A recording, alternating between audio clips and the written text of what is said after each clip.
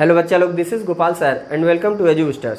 आज हम डिस्कस करेंगे डाइजेशन इनटू स्मॉल इंटेस्टाइन। जो हम वीडियो चला रहे हैं ये आप लोग जानते हैं क्लास 11th का चल रहा है और नीट के लिए हम पढ़ा रहे हैं। तो इसमें कुछ हम सीरीज चला चुके हैं जो आप लोग जाके पिछले वीडियो में देख सकते हैं, जहाँ पे हमने ओरल कैविटी में डाइजेशन पढ़ा दिया, स्टमक में पढ़ा दिया। अब स्मॉल इंटेस्टाइन की बात है। जो फूड मटेरियल ओरल कैविटी में हम लोग ले रहे थे, कूच रहे थे, पीस रहे थे, चबा रहे थे, वहाँ पे हम लोग दो प्रकार के डाइजेशन, केमिकल और क्या मैकेनिकल डाइजेशन दोनों देख रहे थे। आई मीन केमिकल डाइजेशन वहीं से इनिशिएट हो जा रहा था। वहाँ पे 30% कार्बोहाइड्रेट का डाइजेशन स्टार्ट हो जा रहा था। इसके बाद स्टमक में हम आए थे, लेकिन जो फूड मटेरियल जो हमारे ओरल कैविटी से ओइसोफेगस तक अभी आके चल रहा था आगे, उसको हमने बोलस बोला था। वो बोलस जो ही स्टमक में पहुंचा वो अपने डाइजेशन का रूप लेने लगा तो वो कहलाया काइम। यानी स्टमक में उसी भोजन को जब रूप बदला गया तो बोला गया काइम। अब स्टमक के अंदर जो पीएच है वो 1.8 होती है। माउथ में कितनी पीएच थी एंजाइम की? वो थी 6.8। अब यहाँ पे अगर हम पीएच की बात करेंगे बेटा, जो स्मॉल इंटेस्टाइन में होगा वो 7.8 होगा। पीएच याद रखिएगा, यहाँ पे जो होगा 7.8 होगा। अब यहाँ पे भी कुछ वैसे ही एंजाइम होंगे जो अपना अपना रोल निभाएंगे। तो जरा हम जान लेते हैं कि डाइजेशन इनटू स्मॉल इंटेस्टाइन, अगर हम बात करें कि स्मॉल इंटेस्टाइन में डाइजेशन कैसे होता है, तो यहाँ पे याद रखिएगा कि विलाई पाया जाता है। जो हमने पहले ही बता दिया कि स्मॉल इंटेस्टाइन में फिंगर लाइक प्रोजेक्शन चारों तरफ ऐसी बनी रहती है, जो कुछ ऐसे आपको संरचना देती है। कुछ इस ढंग से ऐसे ऐसे ऐसे दोनों लेयर पे अगर हम सेक्शनिंग कर दे तो हमको ऐसे दिखलाई देगा विली। ठीक है, यही विली में बहुत सारे सेल्स होंगे और ब्रश बॉर्डर होगा। यानी कि ब्रश बॉर्डर लाइन का मतलब कुछ ऐसे ऐसे दिखलाई देंगे और यहाँ पे कुछ सेल्स होंगे जो गोबलेट सेल्स कहे जाते हैं। बाकी चीजें हम बताएंगे। ये एक्सटर्नल एपिथेलियम कह सकते हैं, यानी कि इंटेस्टाइनल एपिथेलियल लेयर होगा, जो म्यूकोसा भी कहते हैं। फिर इसके बाद सब म्यूकोसल लेयर। ये सारी लेयर की सेक्शनिंग हम करके पहले ही वीडियो में आप लोगों को दिखा दिए हैं कि 4 प्रकार के लेयर यहाँ पे देखे जाते हैं। कौन कौन होते हैं उस वीडियो को आप लोग अच्छे से देखिए, पहले पार्ट को एकदम क्लियर हो जाएगा। वहीं से सारी चीजें बात हो रही हैं अभी तक। देन अब हम आगे चलेंगे। यहाँ पे अगर हम डाइजेशन इनटू स्मॉल इंटेस्टाइन देखें तो यहाँ क्या होता है, muscularis layer of small intestine. I mean जो ये मस्कुलरिस लेयर है, ये सबकी बात की जा रही है यही। और यहाँ पे कुछ होते हैं various secretions of the small intestine, यानी कि स्मॉल इंटेस्टाइन में कुछ सिक्रीशंस होते हैं वो आई मीन लिक्विड, और कुछ इसके मस्कुलरिस लेयर। अब देखिए क्या करते हैं, ये मस्कुलरिस लेयर जो है वेरियस टाइप ऑफ मूवमेंट, कई प्रकार के मूवमेंट को दर्शाता है। ऐसे ऐसे ऐसे ऐसे करता रहता है। जैसे हम बोलते हैं तो हमारा जीभ इधर से उधर करता है, वैसे ही ये कई प्रकार का मूवमेंट करता है। किसके साथ? इनको लेके अपने साथ कई प्रकार का मूवमेंट करेगा, जिसकी वजह से ये फूड जो है क्या होगा, इसको आसानी मिल जाएगी डाइजेस्ट होने में, पचने में मदद मिल जाती है फूड को। आई मीन जो ऊपर से आया हुआ काइम है, उस काइम को यहाँ पे इसके साथ, यानी कि ये जो हमारे पास मौजूद है स्मॉल इंटेस्टाइन में कुछ सिक्रीशंस लिक्विड हैं उनको, और जो काइम है, जो भोजन का रूप आया था स्टमक से, उसको काइम हम बोल रहे हैं। वो काइम और स्मॉल इंटेस्टाइन में जो मौजूद लिक्विड है, इन दोनों को मस्कुलरिस यहाँ पे रख के ऐसे ऐसे ऐसे ऐसे खूब घुमा देगा। मतलब समझ लो कि आपको हम किसी चक्की में डाल दें और खूब घुमा दें तो जो बन जाएगा, उस प्रकार से कह सकते हैं। तो वैसे ही कि जब हम मिक्सर में कोई चीज़ डाल के खूब उसको पीस देते हैं, वैसा रूप यहाँ पे देखने को मिल रहा है। तो होगा क्या कि जब इन चीज़ों को ऐसे कर देंगे तो ये फूड क्या होगा कि अब इसको डाइजेस्ट होने में आसानी हो जाएगी। तो आगे चलते हैं। होता क्या है, जो various secretions in the small intestine है, ये इसमें है क्या क्या चीज़ें? इसमें 3 चीज़ें होती हैं। एक होता है पैंक्रियाटिक जूस, दूसरा होता है बाइल, और तीसरा होता है इंटेस्टाइनल जूस। यहाँ पे हम ध्यान देंगे कि जो सिक्रीशंस है स्मॉल इंटेस्टाइन में, सिर्फ और सिर्फ स्मॉल इंटेस्टाइन का ही मैटर नहीं होता। यहाँ पे पैंक्रियास का होता है और लीवर का भी होता है। देखिए कैसे, यहाँ पे है पैंक्रियाटिक जूस। हमने बोला पैंक्रियाटिक जूस है, ये कम्स, हमने लिखा है कम्स फ्रॉम कहाँ से? पैंक्रियास से। ये कहाँ से आता है? पैंक्रियास से आता है। फिर बाइल है, कम्स फ्रॉम लिवर। ये कहाँ से आता है? लिवर से आता है। Intestinal juice comes from intestine, ये तो खुद ही इंटेस्टाइन का है। क्लियर? आगे इसके बारे में हम डीप बताएंगे, आप लोग बने रहिए एंड तक। अब देखिए जो पैंक्रियाटिक जूस है, आई मीन ये, और बाइल जो है, ये क्या करता है, अगर हम इसकी बात करें कि ये इंटेस्टाइन में पहुंचा कहाँ में से, ये स्मॉल इंटेस्टाइन में ये दोनों कहाँ से पहुंचे, तो ये जो पहुंचते हैं यहाँ पे एक नली होती है, ऐसे इधर की हो गई, ये इधर की नली हो गई, ये हो गई लीवर की नली, ये हो गई पैंक्रियास की नली। ये दोनों आके ऐसे जुड़ जाते हैं और जुड़ के यहाँ पे आके ऐसे कुछ इस प्रकार से डिओडेनम में ओपन हो जाते हैं। ये हो गया डिओडेनम का पोर्शन। ये जो नली है इसी को बोलते हैं hepato pancreatic duct. Hepato pancreatic duct ये हो गया किसका, पैंक्रियास का, ये हो गया हिपेट का। हिपेट मतलब होता है लीवर, तो ये लीवर का हो गया, ये पैंक्रियास का हो गया, दोनों जब मिल गए तो बन गया हिपेटो पैंक्रियाटिक डक्ट। और ये आके खुलता है जिसमें उसको बोलते हैं क्या, ये है डिओडेनम। अब डिओडेनम में आके खुल रहा है तो डिओडेनम ऑलरेडी स्मॉल इंटेस्टाइन का पार्ट है, तो इसकी डायग्राम भी हम अभी आप लोगों को बना के अच्छे से दिखा देंगे कि ये कैसे कैसे आ रहा है। पहले हम इन चीज़ों को समझ लेते हैं। अब देखते हैं जरा आगे। जब यहाँ पे हम इन चीज़ों को देखेंगे तो हम बात करेंगे पहले इंटेस्टाइनल जूस की। जो इंटेस्टाइनल जूस है ये है कैसे, ये कम्स फ्रॉम इंटेस्टाइन, हमने पहले ही बता दिया। अब यहाँ पे इंटेस्टाइनल म्यूकोसल एपिथेलियम जो होता है, I mean ये जो लेयर है इंटेस्टाइनल म्यूकोसल एपिथेलियल लेयर है, यहाँ पे अगर हम बात करें तो इसके पास एक होता है गोबलेट सेल्स, एक होता है ब्रश बॉर्डर सेल्स। ये दोनों जो सिक्रीशंस करते हैं, I mean म्यूकस का सिक्रीशंस करते हैं, इसी को बोला जाता है, इन दोनों के कॉम्बिनेशन से, इन दोनों के सिक्रीशन का जो कॉम्बिनेशन होता है उसी को बोला जाता है सक्कस इंटेरिकस। क्या बोला जाता है, सक्कस इंटेरिकस बोला जाता है। इस सक्कस इंटेरिकस को ही इंटेस्टाइनल जूस बोलते हैं। ये समझ में आया। देन यहाँ हम बात करेंगे बाइल की। बाइल कम्स फ्रॉम कहाँ से, लीवर से। ये क्या करता है, इमल्सिफिकेशन कर देता है, emulsification of fat into small micelles, यानी छोटे छोटे कणों में ये फैट को क्या कर देता है, इमल्सिफाइड कर देता है। मतलब जैसे हम जब दूध मलाई दही निकालते हैं ना, मक्खन, तो उसको क्या करते हैं, खूब मथ देते हैं, मथने पे क्या होता है, ऊपर मक्खन आ जाते हैं छोटे छोटे कण ना। वैसे ही जैसे भारी जल D2O बोला जाता है, वो पानी के बहुत मथने से छोटे छोटे कण जो निकलते हैं वो D2O होते हैं, बहुत लिमिट अमाउंट में। वैसे ही इमल्सिफिकेशन अगर हम बात करें, ये बाइल जो है ये इमल्सिफिकेशन करता है, आप फैट को इमल्सिफाइड कर देता है, तोड़ देता है छोटे छोटे मिसल्स में। It also activate lipases. एक चीज ध्यान दीजिएगा, ये एक कार्य बहुत अच्छा करता है कि जो लाइपेज यहाँ पे मौजूद होते हैं उस लाइपेज को भी एक्टिवेट कर देता है। लाइपेज का रोल क्या है ये अभी दिखाएंगे, क्या डाइजेशन करने के लिए कर रहा है कुछ काम, तो ये ध्यान दीजिएगा कि ये लाइपेज को भी एक्टिवेट कर देता है। देन है इसमें इसके बाइल के अंदर, क्योंकि बाइल तो ऑलरेडी लीवर से चला हुआ है, इसके अंदर क्या क्या चीजें पाई जाती हैं। पहला होता है बाइल पिगमेंट। बाइल पिगमेंट यानी बिलीरुबिन और बिलीवर्डिन। जो बिलीरुबिन बिलीवर्डिन है इससे मिलके बाइल पिगमेंट बनते हैं और ये किसका पार्ट है, बाइल का ही पार्ट है। देन इसमें होते हैं बाइल साल्ट, इसके बाद होता है कोलेस्ट्रॉल और फास्फोलिपिड्स। ये सारी चीजें बाइल में होती हैं, लेकिन जो नहीं होता वो क्या होता है, एंजाइम। बाइल में कोई भी एंजाइम नहीं होती, इसे लिखा जाता है but no enzyme. Bile pigment होता है, बाइल साल्ट होता है, कोलेस्ट्रॉल होता है, फास्फोलिपिड होता है, लेकिन एंजाइम बाइल में नहीं होता जो लीवर से हमको मिल रहा है। देन हम बात करेंगे पैंक्रियाटिक जूस की। कम्स फ्रॉम पैंक्रियास, जो कहाँ से आया है, पैंक्रियास से आया है। ये आया पैंक्रियास से और चला गया स्मॉल इंटेस्टाइन में। यहाँ पे इसके पास क्या होता है, ट्रिप्सिनोजेन होता है, काइमोट्रिप्सिनोजेन होता है, प्रोकार्बोक्सीपेप्टिडेज होता है, एमाइलेजेस होता है, लाइपेजेस है और न्यूक्लियेजेस है। ये जितने भी यहाँ पे हैं, ये ध्यान दीजिएगा, ये जितने भी हैं ये सब के सब क्या हैं, इनएक्टिव हैं। ये इनएक्टिव है, यानी कि एक्टिव अभी नहीं है। तो इनएक्टिव फॉर्म में ये मौजूद है, स्मॉल इंटेस्टाइन में चले आए लेकिन अब कोई कार्य कर नहीं सकते। तो वहां क्या होता है, जो इंटेस्टाइनल म्यूकोसा है, I mean जो ये लेयर है, इसको आउटर लेयर जो होती है, अगर हम उसी का सेक्शन करके दिखाएं तो ये ध्यान दीजिएगा कुछ इस ढंग से, ये 4 लेयर हो गया। तो यहाँ पे जब हम बात करें तो ये सबसे बाहर की हो गई, इसकी बात नहीं। जब हम लेयर की इंटेस्टाइनल म्यूकोसा की बात करेंगे, सबसे बाहर के लेयर की जो म्यूकोसल लेयर है, ये सबसे बाहर हो गया इंटेस्टाइनल म्यूकोसा। ये क्या करेगा, ये रिलीज करेगा।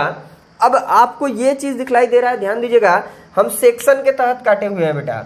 अब यहाँ पे थोड़ी सी कंफ्यूजन होगी, आप उस वीडियो को जरूर सेक्शन में जाके देखिएगा, नहीं तो आप कंफ्यूज हो जाएंगे। देखिए इस परत को अगर हम सेक्शन कर दें, इसको सेक्शन करें तो 1 2 3 4 कुछ इस ढंग से दिखलाई देगा। तो यहाँ पे हमारा म्यूकोसा है, इस पॉइंट पे ध्यान दीजिएगा, क्योंकि अगर ये अंदर वाली बात करें, यहाँ पे हम बात करें तो ये म्यूकोसा है। हमने सेक्शन के तहत यहाँ पे दिखाया, इसलिए आप कंफ्यूज हो जाएंगे कि सर ये कैसे कर दिए। अगर हम उस ढंग से दिखाएंगे, जब ऐसे करके दिखाएंगे, ऐसे करके चलेंगे, तो यही है, यही म्यूकोसल वाली, आप कह सकते हो गट वाली पोर्शन। लेकिन जब हम बाहर से करेंगे तो बाहर हमारा यही बाहर, लेकिन सॉरी यहाँ पे आप बार बार कंफ्यूज होंगे तो इसलिए ऐसे कर दीजिए, ये हो गया, ठीक है, ये म्यूकोसल वाला, क्योंकि ये बीच में स्पेस है, भोजन यहीं से इसे मान लो कि इसी के अंदर से ऐसे ट्रेवल करते हुए जा रहा है। तो पहले जो लेयर का मुलाकात होगा यही होगा ना, इसको बोलते हैं म्यूकस वाला लेयर, आई मीन म्यूकोसा, यानी म्यूकोसल एपिथेलियल भी बोल सकते हैं इसको। तो यहीं पे अगर हम बात करें तो ये जो लेयर है ये क्या रिलीज कर रहा है, ये रिलीज करता है एक एंजाइम जिसका नाम है इंट्रोकाइनेज। इंट्रोकाइनेज क्या करेगा, इस ट्रिप्सिनोजेन को, जो पैंक्रियाटिक जूस में से निकला हुआ एक एंजाइम है ट्रिप्सिनोजेन, इनएक्टिव फॉर्म में है, उसको क्या करेगा, ट्रिप्सिन में कन्वर्ट कर देगा। ये इंट्रोकाइनेज किस में कन्वर्ट कर देगा, ट्रिप्सिन में। और ये इंट्रोकाइनेज कहाँ से आया, इंटेस्टाइनल म्यूकोसा से आया। इंटेस्टाइनल म्यूकोसा है कहाँ, ये सबसे अंदर का लेयर जो होता है, गट का सबसे अंदर वाला लेयर इंटेस्टाइनल म्यूकोसा कह सकते हैं। अब वो ट्रिप्सिनोजेन को क्या किया, ट्रिप्सिन में कन्वर्ट कर दिया। ट्रिप्सिन क्या है, एक प्रकार का एक्टिव एंजाइम बन जाता है। अब ये एक्टिव एंजाइम जब बन गया तो ये एक्टिवेट कर देता है, ये एक्टिवेट कर देगा, ये ट्रिप्सिन एक्टिवेट कर देगा इन सबको, जितने इनएक्टिवेट एंजाइम हैं अदर एंजाइम्स को ये क्या करेगा, एक्टिवेट कर देगा, और ये तुरंत बिहेव करने लगेंगे। जैसे ट्रिप्सिनोजेन हो गया, काइमोट्रिप्सिनोजेन हो गया, प्रोकार्बोक्सीपेप्टिडेज हो गया, तो ये तो क्या होते हैं, प्रोटियोलिटिक एंजाइम में काम करने लगेंगे। एमाइलेसिस हो गया, ये फैट के डाइजेशन, एमाइलेसिस चला जाएगा फैट, लाइपेज, फैट के डाइजेशन के लिए न्यूक्लियस क्या होगा, न्यूक्लियस जो है डीएनए के डाइजेशन के लिए, अभी इसका रोल हम बताएंगे आप लोगों को, तो आगे बने रहिए, एंड तक बने रहेंगे, तब आप लोगों को क्लियर समझ में आ जाएगा कि किसका डाइजेशन कहाँ पे होगा। ये ध्यान दीजिएगा कि ये तीनों जो है ट्रिप्सिनोजेन, काइमोट्रिप्सिनोजेन, प्रोकार्बोक्सीपेप्टिडेज, ये सब अभी के अभी कुछ ही देर बाद जो ही क्या होंगे, एक्टिवेट हो जाएंगे ट्रिप्सिन के द्वारा, ये प्रोटियोलिटिक एंजाइम का बिहेव देने लगेंगे। देन अब हम बात करें, यहाँ से हमने ये बता दिया, अब आगे हम एक पॉइंट देखेंगे कि जब हमने इसको बताया था कि ये जो गोबलेट सेल्स है और brush border cells, brush border cells की जो सिक्रीशंस होती है वो, और गोबलेट सेल्स की सिक्रीशन होती है म्यूकस, ये दोनों की सिक्रीशंस जब एक दूसरे से मिल जाते हैं तो इसको बोलते हैं सक्कस इंटेरिकस या फिर इंटेस्टाइनल जूस। इन दोनों को मिला के बोला जाता है सक्कस इंटेरिकस या फिर इंटेस्टाइनल जूस। एक चीज और ध्यान दीजिएगा, यहाँ पे जो म्यूकस है, गोबलेट सेल से निकला हुआ म्यूकस, और यहाँ होता है बाइकार्बोनेट, जो किसका होता है, पैंक्रियास से प्राप्त बाइकार्बोनेट जो होता है, पैंक्रियास से प्राप्त बाइकार्बोनेट और ये म्यूकस दोनों मिल के क्या करते हैं, प्रोटेक्ट करते हैं इंटेस्टाइनल म्यूकोसा को। ये जो इंटेस्टाइनल म्यूकोसा है इसको एसिड से बचाते हैं, क्योंकि कुछ एसिड जब काइम आता है तो उसके साथ चली आती है, तो वो एसिड के कारण ये लेयर कहीं खराब ना हो जाए, इसलिए यहाँ पे होता है बाइकार्बोनेट पैंक्रियास का, और ये होता है म्यूकस, ये दोनों मिलके इसको क्या करते हैं, प्रोटेक्ट करते हैं। और यहाँ पे क्षारीयता बनाते हैं, जो एसिड है उसको और क्षार बना देते हैं, जिससे इसकी पीएच वैल्यू कितनी हो जाती है, 7.8 हो जाती है। जो एंजाइम है उसकी एक्टिविटी भी तेज होने लगती है, एंजाइम की एक्टिविटी में भी ये हेल्प करते हैं। इसके साथ साथ यहाँ पे कुछ और भी होता है, जब हम इसके नीचे चलेंगे तो सब म्यूकोसल लेयर होता है, म्यूकोसल के बाद सब म्यूकोसल लेयर की बात करेंगे तो सब म्यूकोसल लेयर जो होता है, यहाँ पे होता है सब म्यूकोसल ग्लैंड, इसमें होता है सब म्यूकोसल ग्लैंड, और इस सब म्यूकोसल ग्लैंड में होते हैं ब्रूनर्स ग्लैंड। ये ब्रूनर्स ग्लैंड यहाँ पे कहाँ पे मौजूद है, इसी जो इंटेस्टाइनल वाला पार्ट है, म्यूकोसल वाला रीजन, उसके जस्ट नीचे होता है सब म्यूकोसल लेयर। सब म्यूकोसल लेयर के पास होता है सब म्यूकोसल ग्लैंड, जिसको बोला जाता है ब्रूनर्स ग्लैंड। ये भी क्या करते हैं, ये जितने यहाँ पे एक्टिविटीज हो रहे हैं उसमें ये भी क्या करते हैं, ब्रूनर्स ग्लैंड भी हेल्प करते हैं, आई मीन एंजाइम की एक्टिविटी को तेज करते हैं, और पीएच क्या करते हैं, पीएच मान को मेंटेन करने में ये ब्रूनर्स ग्लैंड हेल्प करते हैं। अब हम आगे बात करें, जो इसकी एंजाइम है, आई मीन इंटेस्टाइनल जूस या फिर सक्कस इंटेरिकस की कौन कौन सी एंजाइम है। भाई इंटेस्टाइनल जूस है तो इंटेस्टाइनल जूस बना कैसे, जैसे हम कह दें कि आपको हम मैंगो जूस पिला रहे हैं, तो मैंगो जूस में आपने कुछ डाला होगा, जैसे मिल्क डाल देते हैं, फिर मैंगो डाल देते हैं, फिर सैक्रीम डाल देते हैं, बर्फ डाल देंगे, फिर मीठा और कुछ चीनी विनी डाल देंगे, फिर उसको क्या करेंगे, अच्छे से मिक्सर में डाल के मिक्सअप करेंगे। देन क्या डालते हैं, चेरी डालते हैं, फिर गरी का टुकड़ा भी डालते हैं, फिर बादाम हो गया, और भी चीजें ऐसी जो होती हैं वो डाल के क्या करेंगे, आपको दे देंगे। तो वैसे ही यहाँ जो है सक्कस अब आप लोग कहोगे कि मैंगो के टाइम में सर मैंगो जूस की बात कर रहे हैं, कोई नहीं, अब तो स्लाइस आप एवरी टाइम पी सकते हैं, चलिए, अब यहाँ सक्कस इंटरिकस की हमने बात किया या इंटेस्टाइनल जूस की, तो इसमें जो है मौजूद क्या क्या चीज़ें होती हैं? डाइसैकेराइडेजेस। डाइसैकेराइडेजेस का मतलब है कार्बोहाइड्रेट को पचाने वाली। कार्बोहाइड्रेट को पचाने वाली का मतलब ये ध्यान देना कि उसमें भी डाइसैकेराइडेजेस, यानी पॉलीसैकेराइड की बात अब नहीं हो रही है। डाइसैकेराइडेजेस मतलब कि माल्टेज हो गया, सुक्रेज हो गया, लैक्टेज, ये सब टाइप के एंजाइम जो डाइसैकेराइडेजेस में आते हैं। फिर डाइपेप्टिडेजेस हो गया, लाइपेजेस हो गया, न्यूक्लियोसाइडेजेस। ध्यान दीजिएगा, यहाँ न्यूक्लियोसाइडेजेस है और यहाँ पे है न्यूक्लिएजेस। न्यूक्लिएजेस मतलब डीएनए का क्या करेगा? डाइजेशन करेगा, तोड़ेगा फोड़ेगा, और डीएनए के जो तोड़ फोड़ से न्यूक्लियोटाइड बनेगा उसको न्यूक्लियोसाइडेजेस तोड़ते हैं। हम आगे आप लोगों को दिखा रहे हैं रिएक्शन में कैसे हो रहा है। चलिए जरा आगे देख लीजिए। अब रिएक्शन में हम लोग देखेंगे एक्शन ऑफ पैंक्रियाटिक जूस। जो हमने देख लिया यहाँ पे 3 चीजें थी, एक पैंक्रियाटिक जूस था, एक बाइल था, और एक क्या था? इंटेस्टाइनल जूस या सक्कस इंटरिकस। यही था। ये किसमें था? जो हमारे इंटेस्टाइन की सिक्रीशन है इसमें मौजूद जो 3 चीजें होती हैं उन्हीं की बात हो रही थी। तो यहाँ पे action of pancreatic juice on chyme, जो भोजन आया हुआ है पेट से उसको हमने काइम बोला। इस काइम पे क्या एक्शन होगा इस पैंक्रियाटिक जूस का, ये जरा देख लेंगे। उसके बाद बाइल का क्या होगा, फिर इंटेस्टाइनल जूस का क्या होगा, इन सबको जरा धीरे धीरे देखते हैं।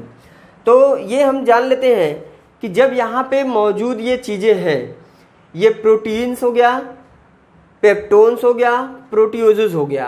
प्रोटियोजेस, प्रोटीन और ये पेप्टोन्स, इन तीनों को अब हम क्या करेंगे कि तोड़ देंगे डाइपेप्टाइड्स में।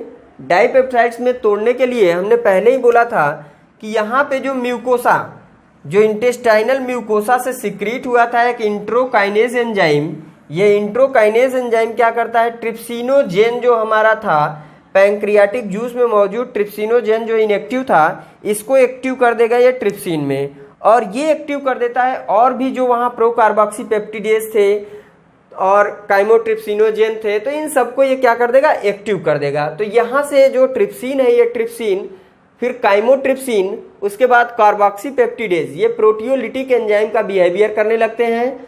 इन तीनों प्रोटीन को तोड़ देते हैं डाइपेप्टाइड्स में। अब डाइपेप्टाइड्स में ये टूट गए, टूटे किसके द्वारा? पैंक्रियाटिक जूस के द्वारा। ये चीजें क्या है? पैंक्रियाटिक जूस है। अब यहाँ पे हम दूसरी तरफ ये अगर हम ध्यान देंगे, यहाँ जो हमारी एंजाइम एक्टिविटी दिखा रही ये क्या चीजें हैं? ये हमारी होती है इंटेस्टाइनल जूस। इंटेस्टाइनल, ये है इंटेस्टाइनल जूस।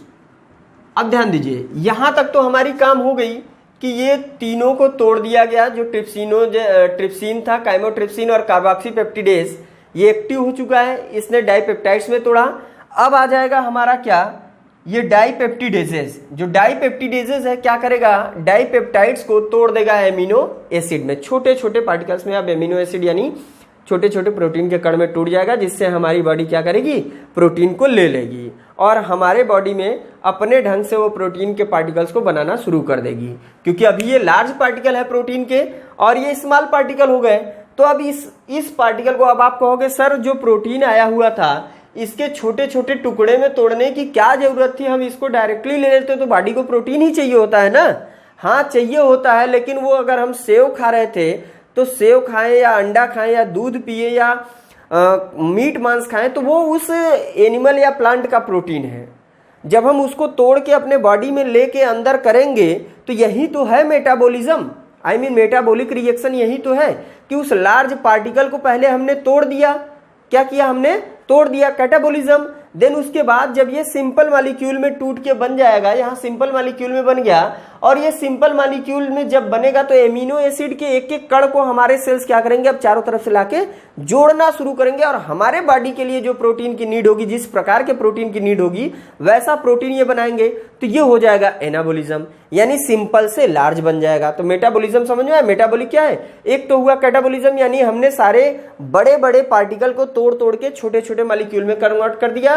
अब ये छोटे छोटे मॉलिक्यूल को हमारा सेल्स क्या करेगा? जोड़ जोड़ के बड़े मॉलिक्यूल में कन्वर्ट कर देगा, तो हो जाएगा एनाबॉलिज्म। ये है मिला के मेटाबॉलिक रिएक्शन।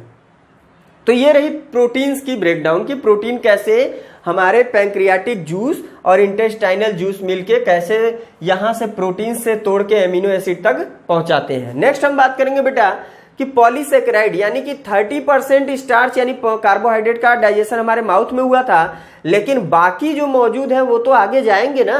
तो पॉलीसेकेराइड आई मीन स्टार्च को यहाँ पे मौजूद जो पैंक्रियाटिक जूस में एमाइलेज होता है, ये एमाइलेज क्या करेगा, तोड़ देगा डाइसेकेराइड्स में। जब स्टार्च टूटेगा आई मीन जब हम गेहूं के आटे को चबा रहे होते हैं तो वो स्टार्च का ही फॉर्म होता है, वो टूटता है आई मीन अनाज के रूप में माल्टोज बनता है। तो ये डाइसेकेराइड में तोड़ देंगे हम एमाइलेज की उपस्थिति में। एमाइलेज कहाँ होता है, मुंह के लार में, ये हमने पहले ही बताया था, वहां पे भी आप देखते हो। वही एमाइलेज कहाँ पे है, इंटेस्टाइनल जूस में भी है, आई मीन यहाँ पैंक्रियाटिक जूस में भी एमाइलेज मौजूद है। अब ये क्या करेगा कि डाइसेकेराइड में तोड़ देगा। वो डाइसेकेराइड हो सकता है माल्टोज हो, लैक्टोज हो, सुक्रोज हो, कुछ भी हो सकता है, हम पहले ही बता दिए।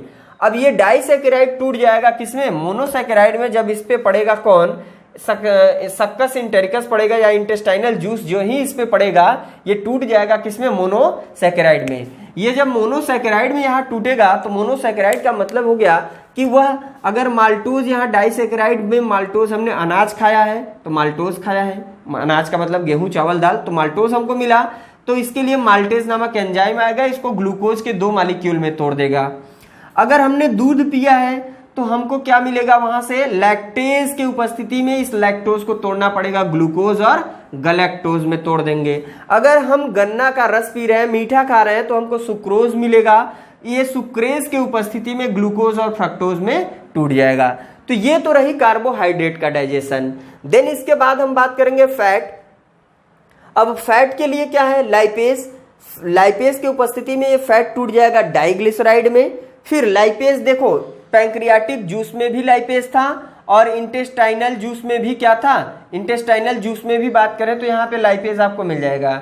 दोनों जगह लाइपेज है, तो ये लाइपेज ही क्या करेगा, फैट को डाइग्लिसराइड में, फिर इसको मोनोग्लिसराइड में तोड़ेगा, और फिर ये लाइपेज ही क्या करेगा, इसको फैटी एसिड और ग्लिसरॉल में, यानी कि छोटे छोटे मॉलिक्यूल में, फैट के छोटे छोटे मॉलिक्यूल जो होते हैं फैटी एसिड और ग्लिसरॉल होते हैं, इसमें ये तोड़ देगा और हमारी बॉडी इसको एब्जॉर्ब करना होगा, जैसे उसको अपने ढंग से वो कर लेगी।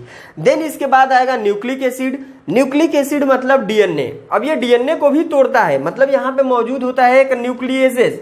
किसमें मौजूद है, पैंक्रियाटिक जूस में भी मौजूद है, इंटेस्टाइनल जूस में भी हमने पढ़ाया कि यहाँ न्यूक्लियोसाइडेजेस है। इंटेस्टाइनल जूस में क्या है, न्यूक्लियोसाइडेजेस है, और हमारे पैंक्रियाटिक जूस में क्या था, न्यूक्लियेजेस था। अब ध्यान देना कि ये डीएनए को तोड़ने चले हैं। अब आप कहोगे सर क्या डीएनए भी टूटता है, डीएनए का कहाँ टूटने का रोल हमने तो नहीं सुना। हाँ बेटा आप सुन लो, एक आपको बात बता दें कि जब हम कोई भी मीट मांस खा रहे होते हैं तो उसका सेल अलग होता है, चाहे वो किसी एनिमल का मांस खा रहे हो, चाहे हम कोई साग सब्जी दाल चावल अनाज खा रहे हो, या कोई फ्रूट वेजिटेबल कुछ भी ले रहे हैं, तो कोई प्लांट का सेल तो हम इंगल्फ कर रहे हैं, खा रहे हैं, उसके प्लांट में भी तो न्यूक्लियस होगा, उस न्यूक्लियस में भी तो न्यूक्लिक एसिड होगा, वही न्यूक्लिक एसिड तो डीएनए है। अब वो डीएनए को तो तोड़ना पड़ेगा, क्योंकि उसके डीएनए को हम अपने सेल के साथ अंदर डाल के उसके डीएनए को अपने डीएनए में जोड़ देंगे, तब तो हमारे अंदर से सेव का बच्चा पैदा होने लगेगा, संतरा खाएंगे संतरे का बच्चा पैदा हो जाएगा। तो ऐसा नहीं ना हो सकता भाई, डीएनए ही हेरिडिटरी मटेरियल होता है ना। तो डीएनए में अगर हम प्लांट एनिमल मतलब जो भी चीज खाएं उसका डीएनए हमारे डीएनए से बाइंड कर जाए तब तो ऐसा बच्चा पैदा हो जाए, सेव संतरे केला अंगूर की तरह बच्चे पैदा हो जाएंगे, क्योंकि उसका डीएनए हमारे बॉडी में चला जाएगा ना। इसलिए क्या होता है, पहले उसके डीएनए को लेकर मेटाबॉलिक रिएक्शन होगा बॉडी में, मतलब उसको छोटे छोटे टुकड़े में तोड़ा जाएगा, क्योंकि डीएनए बड़ा सा होगा उसका, तो उसके छोटे छोटे पार्टिकल में आई मीन जो न्यूक्लिक एसिड है उसको तोड़ा जाएगा पहले किसमें, न्यूक्लियोटाइड में, जो न्यूक्लियेज की उपस्थिति में, फिर न्यूक्लियोटाइड को न्यूक्लियोटाइडेज की उपस्थिति में न्यूक्लियोसाइड में। जो न्यूक्लियोटाइड होता है, आप लोगों को ये डीएनए का डायग्राम बच्चा लोग अच्छे से याद होगा कि कुछ ऐसे होता है, यहाँ पे एडेनिन ऐसे ग्वानिन साइटोसिन थाइमिन जो आप ऐसे हेलिकल देखते हो ना, तो यहाँ हो गया sugar phosphate sugar phosphate sugar phosphate और ये नाइट्रोजनस बेसेस। तो सुगर फास्फेट सुगर और nitrogenous bases adenine guanine thymine cytosine इन सबको मिला दिया जाए तो न्यूक्लियोटाइड बनता है, आई मीन एक सर्किल एक वाला, ठीक, और पूरे को मिला दिया जाए तो डीएनए बनता है। तो इसके छोटे छोटे न्यूक्लियोटाइड में हम तोड़ देंगे। आई मीन शुगर, फास्फेट और नाइट्रोजनस बेसेस को एक एक सर्किल को हम अलग अलग तोड़ तोड़ के निकाल देंगे। अब इसको हमने तोड़ लिया, लेकिन अब इसको भी अलग तोड़ना होगा, तो मौजूद होगा न्यूक्लियोटाइडेजेस और ये तोड़ देगा न्यूक्लियोटाइड को न्यूक्लियोसाइड में। जब न्यूक्लियोसाइड में तोड़ेंगे तो यहाँ सिर्फ शुगर और न्यूक्लियोसाइड होगा, मतलब शुगर हो गया, अब यहाँ चाहे एडिनिन हो चाहे शुगर से ग्वानिन हो, तो ऐसे ऐसे टुकड़ों में तोड़ देगा। अब इसको भी जब हम तोड़ेंगे तो ये मतलब क्या हो जाएगा, शुगर और नाइट्रोजनस बेसेस जो हमने यहाँ पे दिखा दिया। तो इस ढंग से पूरा डाइजेशन आपको समझ में आ जाएगा कि ऐसे ऐसे होता है। मतलब कि हमने यहाँ पैंक्रियाटिक जूस का इधर दिखा दिया, इंटेस्टाइनल जूस का इधर दिखा दिया, दोनों का साथ में एक्शन। एनसीईआरटी ने आप लोगों को थोड़ा कंफ्यूज कर दिया, एक साइड इधर कर दिया उसके बाद उधर। तो आप पैंक्रियाटिक जूस का एक्शन से बने हुए जो मॉलिक्यूल है उसके ऊपर जब इंटेस्टाइनल जूस को डालेंगे तो वो छोटे छोटे मॉलिक्यूल में ही टूट जाते हैं, वही एक्शन है और कुछ नहीं है बेटा। देन इसके बाद अगर हम बात करें, जब ये सारे मॉलिक्यूल की बात करते हैं तो बायोमॉलिक्यूल्स ये होते हैं, यानी कि थोड़े बड़े बड़े होते हैं। बायोमैक्रोमॉलिक्यूल्स होते हैं, ये ब्रेक होते हैं, टूटते हैं, जहां उसको बोलते हैं डिओडेनम, यानी कि डिओडेनम में ये टूटते हैं। और टूटने के बाद जब ये सिंपल मॉलिक्यूल में ऐसे हमको मिल जाए, एमिनो एसिड में मिल जाए, ग्लूकोज में मिल जाए, फ्रक्टोज में मिल जाए, गैलेक्टोज में मिल जाए, ग्लिसराइड में मिल जाए, फैटी एसिड में मिल जाए, नाइट्रोजनस बेसेस और शुगर में मिल जाए, तो ये सब एब्जॉर्ब कर लिए जाते हैं स्मॉल इंटेस्टाइन के जेजुनम और इलियम में। आई होप आप लोगों को ये पूरा इंटेस्टाइन में डाइजेशन एकदम अच्छे से समझ में आया होगा। अगर समझ में आया बच्चा लोग तो प्लीज लाइक जरूर करिएगा, क्योंकि बड़ी एनर्जी लगती है पढ़ाने में। और जितना आप लोग लाइक शेयर सब्सक्राइब करते हैं उतना जल्दी से हम वीडियो बनाएंगे और सारा लेक्चर कंप्लीट करेंगे। और आपको बता दें कि नीट का एग्जाम जल्द से जल्द होने वाला है, तो और भी बच्चों को आप लोग शेयर करिए जिससे सबको हम क्लास डेली प्रोवाइड कर सकें। Thank you for watching my video.